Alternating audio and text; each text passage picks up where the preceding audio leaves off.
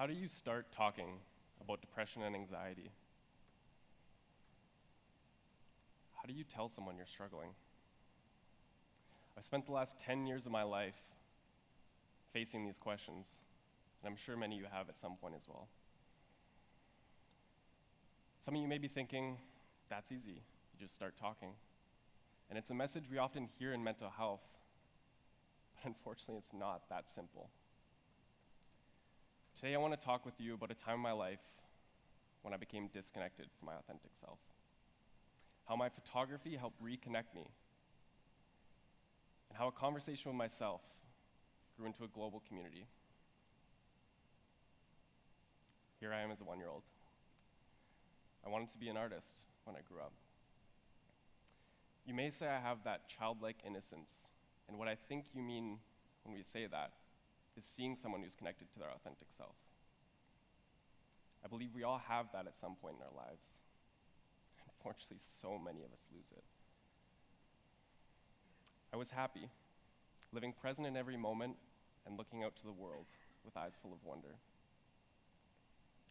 As I am now, I was creative, curious and always asking why.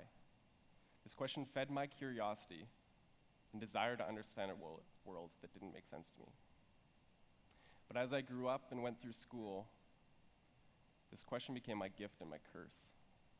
The questions in my mind became, why am I here? Why do I feel so different from everyone else? Why do I feel so alone? This led me to a point in my life that can be summed up in 2 words. I'm fine. These words were my walls, my escape route, my one lie that defied my entire existence because the one thing that I wasn't while I was struggling with this was fine. I didn't know what I was struggling with. I didn't know there were others going through the same thing. I didn't know there was help. I became truly disconnected from myself as I continued to sing this theme song of hidden suffering that kept my secret from ruining the persona that I created to present to the outside world. No one knew my inside world because I worked hard to keep it that way, because the one thing that I feared most was having anyone find out what I was struggling with, only to be outcasted and have my world flipped upside down. I didn't know what I was struggling with, but I was pretty sure it had something to do with the stories I heard growing up, full of stigma, judgment, and a life that I didn't want to live. So I thought about suicide many times. A question we struggle with so much with mental health is, why is it so hard for people to start talking?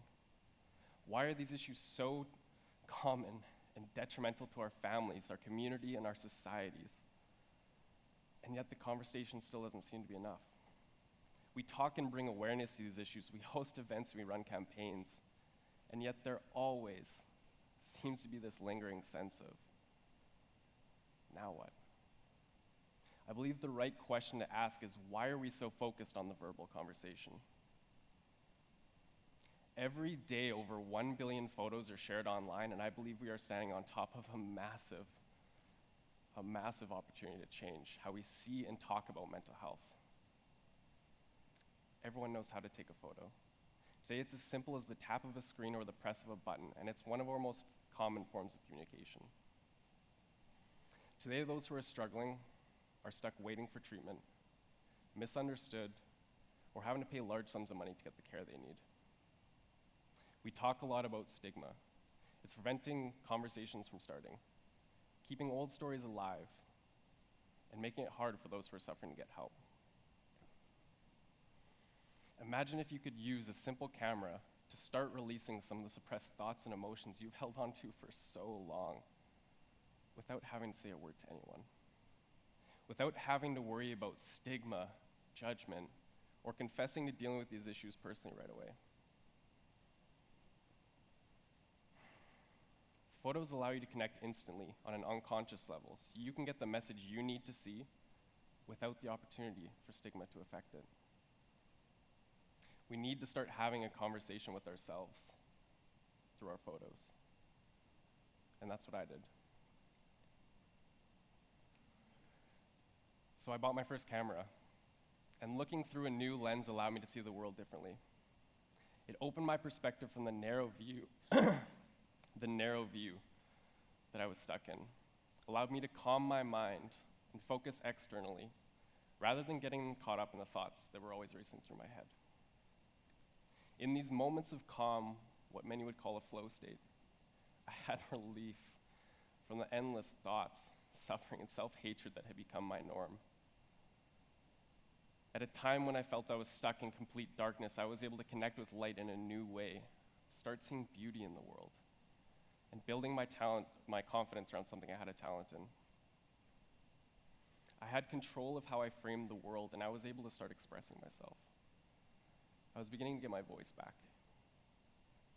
So as I continued to learn this new way of seeing and connecting with the world, I came across one single moment that changed everything for me. And I was able to capture it forever. This photograph saved my life because it was the very first time I was able to start opening up about what I later learned to be my depression and anxiety. It was Christmas Eve. I was in Honolulu with my family on vacation, and we were out on the beach watching the sunset.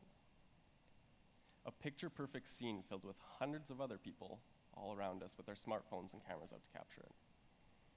I wasn't interested until I saw this scene way off in the distance out of the corner of my eye, and immediately I saw this photo within my mind and felt a tug within me to move and make it happen.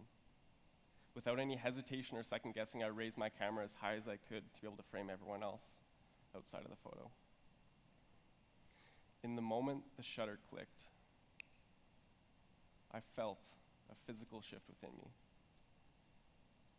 But it wasn't until much later that I would realize what really happened in those moments. The way I see it now, the disconnect within me was with my inner voice, my authentic self. That gut feeling, intuition, or inner knowing that we all know and experience. I had ignored that for a long time, hesitating or overanalyzing it in my mind. That moment was the first time I trusted myself to start taking action and break my silence. What do you see in this photo? You might say a surfer, a wide open sky, or a coastline, but for me, it was loneliness. And I decided to create a series of photos displaying the different shapes that can take. I wrote a few sentences entitled it Lonely Surfer, the first story. Back to one shows us relationships and breakups. The lavish facade comments on capitalism and how money doesn't buy happiness. Streetlights is about the mask we so often use and how we can see those who are struggling, but we don't always offer support. Lost in Looking for Direction is about the turning points in life, when we're trying to find a new career or graduating college. Complex talks about how we so often treat the elderly in North America, leaving them to the care of others. The Institution is about the intense bullying and abuse that goes on within the walls of our schools. Virtual reality shows us the digital worlds that we spend so much time on and the quality of connections on them. And finally, Love, Loneliness, the fine line. Each story helped me release more of what I was holding on to, and slowly it became easier. From the beginning, I wanted this to be a conversation, a project and community to inspire people to take action and create positive change. So late one night, I had to face the one thing I feared most, making it public. My mind was swarmed with thoughts of stigma, judgment, and everything that could go wrong. But I listened and trusted my inner voice, my authentic self. Suddenly there was overwhelming support, positive feedback, and private messages from those who could relate to the stories. Immediately my assumptions were shattered, and I discovered I was not alone in this. My story, the story that for so long I felt held no value, help build and connect me to a community of people around the world supporting each other and growing together. This is the one project. My biggest fear became my biggest dream. Imagine if we could start talking about depression and anxiety in a much more gradual and creative way that wasn't as stunted by stigma as our spoken words are. Imagine if we didn't need words right away. Imagine using photos to start the conversation and become more comfortable towards talking about it while connecting instantly to people around the world who can relate. Now talking about it or going to see a therapist is no longer the first step, but a much more attainable goal that can be worked up to in time. Because for me, I had gone so long being silent. The inertia of it all made it seem impossible. As if the only option was to kill myself in the endless potential and possibility that is my life. I didn't have the words to describe what I was struggling with, but I had photos, and I eventually found the words through working with them. With these words grew a conversation, and that's where I found my greatest value with this. At my first exhibition, someone said to me, "I love the juxtaposition you created in this photo between the two people." I politely asked him to show me the second person, because my intention with this was to capture the one individual on the left, which until this very moment I thought I'd achieved. So when he pointed out that second individual, I was speechless. I looked at this photograph hundreds, if not thousands of times, and I had never seen that person before. That exchange stuck with me, but it wasn't the only one. Later that year, as I was preparing for our second exhibition in Italy, I was editing this first photo once again. And I noticed something that I had never noticed in those first 2 years. Along the coastline is the head of one of the tourists that I had tried so hard to frame outside the photo. These two moments have provided me with one of my greatest insights into that time of my life and my struggles with depression and anxiety. I was trying to show my perspective, the way I was seeing the world at that time by purposely framing only one person within the image. I wasn't aware of how drastically my perspective had shifted because of my depression. It was very narrow and focused. Like in these photos, I saw myself as the one individual alone in the world, and it made it hard for me to see the people in my life who loved and were there to support me. I only gained this self-awareness by taking it outside of myself through these photos and stories that I'm now able to look back on.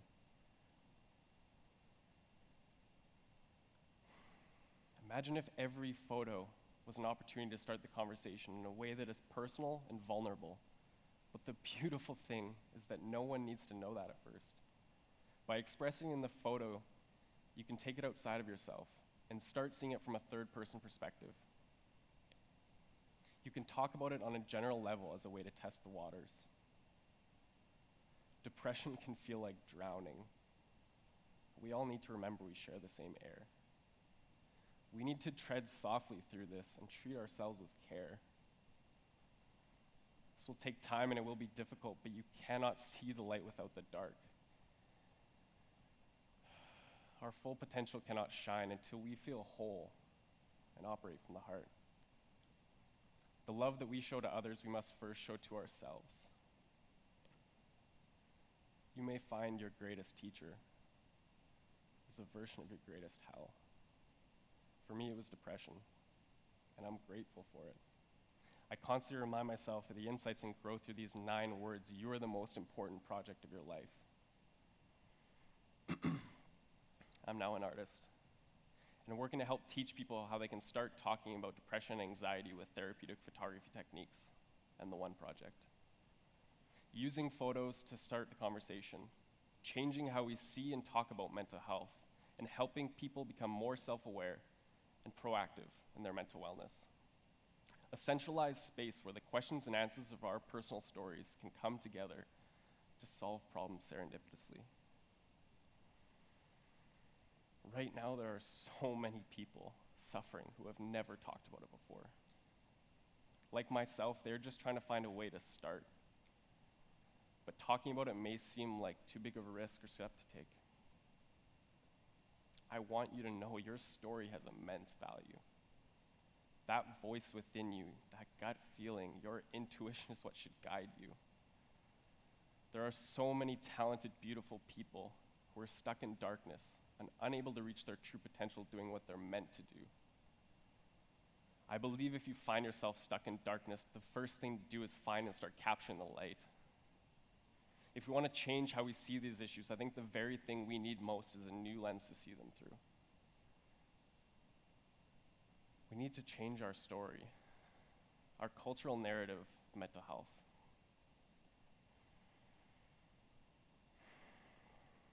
We need to look inwards and reconnect with that inner voice to find the answers. We need to live true to our authentic selves and share our stories to show others what's possible. We have the tools at our fingertips and the potential to build a better picture of mental health. Now what? It starts within us all. Your authentic self. I challenge you to find your one project. Pick up your camera and tell your story. I believe it will be one of the best things you ever do.